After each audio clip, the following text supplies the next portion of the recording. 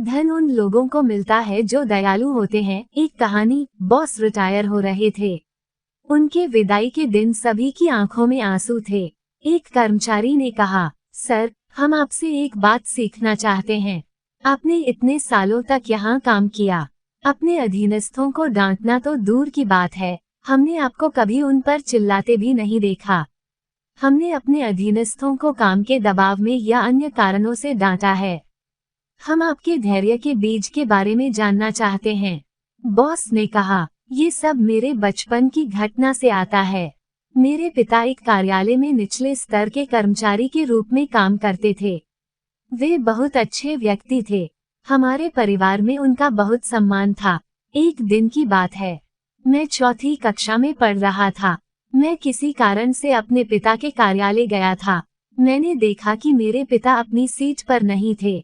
मैं बाहर इंतजार कर रहा था। कुछ देर बाद बॉस का दरवाजा खुला। मेरे पिता दरवाजे से बाहर आए। मैंने देखा कि मेरे पिता का गोरा चेहरा लाल हो गया था। वे सीधे एक कोने में चले गए और खिड़की से बाहर देखते हुए खड़े हो गए। उन्होंने मुझे नहीं देखा था। मैं उनके पास गया और उन्हें धीरे से पुकारा। वे आश्चर्यचकित हो गए और मेरी ओर देखने के लिए पीछे मुड़े। मैंने देखा कि उनकी आंखों से आंसू की धारा बह रही थी। मुझे देखकर वे थोड़े परेशान हो गए। उन्हें अपने आंसू पोंछने का समय नहीं मिला। क्या मेरे पिता कभी रो सकते हैं? वे मेरे लिए दुनिया के सबसे मजबूत आदमी थे। यह मेरी कल्पना से परे था कि कोई उन्हें चोट पहुंचा सकता है। मैं सीधे बॉस के कमरे में भाग गया। पिता मुझे पीछे से बुला रहे थे, लेकिन कुछ न सुनते हुए मैं अंदर गया और बॉस से पूछा, तुमने मेरे पिता को क्यों रुलाया? बॉस भी हैरान रह गए। उसके बाद मेरे पिता ने मुझे समझाने की कोशिश की, लेकिन उस दिन मैंने अपने सभी अधीनस्थों के प्रति दयालु होकर बॉस से बदला लेने का फैसला किया था। उस दिन से मैंने तय कर लिया था कि मैं अच्छे से पढ़ाई करूंगा और एक दिन बॉस बनूंगा, लेकिन मैं अपने अधीनस्थों को कभी नहीं रुलाऊंगा, क्योंकि वे केवल मेरे कार्यालय के कर्मचारी ही नहीं हैं। वे सम्मानित और प्रिय पिता या भाई या अपने परिवार के किसी सदस्य हैं और किसी महत्वपूर्ण व्यक्ति के हैं। लोग कहते हैं कि दूसरों को डांटे बिना उन्हें नियंत्रित करना संभव नहीं है। मैं कहता हूँ, फिर प्यार किस बात का?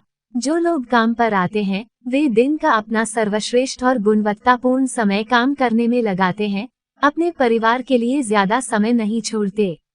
वे अपने आसपास के लोगों से बेहतर व्यवहार के हकदार हैं। अंडस्को जहाज अपने आसपास के पानी के कारण नहीं डूबते, बल्कि जहाज उस पानी के कारण डूबते हैं जो उनमें समा जाता है। अपने आसपास जो कुछ भी हो रहा है और आपकी परिस्थितियां आपके दिमाग में घर कर जाएं और आपको दबा न दें। अंडस्को अपने जीवन को ऐसा बनाएं जहां शांति आपकी प्राथमिकता बन जाए और आपके जीवन में कोई नकारात्मकता न हो।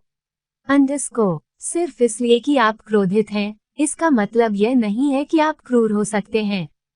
तारांकन। दूसरी ओर, क्रोध किसी भी समस्या का समाधान नहीं करता, ये कुछ भी नहीं बनाता, लेकिन ये सब कुछ नष्ट कर सकता है।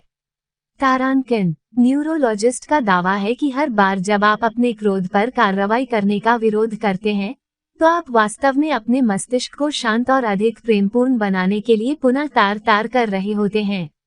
तारांकन। आप असभ्य, आलोचनात्मक, तर्कशील लोगों को जितना कम जवाब देंगे, आपका जीवन उतना ही अधिक शांतिपूर्ण होगा। तारांकन। अपने क्रोध को व्यक्त करने के बजाय उसे समझाएं और आपको तर्क वितर्क के बजाय समाधान मिलेंगे। तारांकन। धन उन लोगों के पास जाता है जो दयालु होते हैं। धन की देवी लंबे समय में दयालु लोगों के पास आना चाहती हैं। नया साल दयालुता से भरा हो।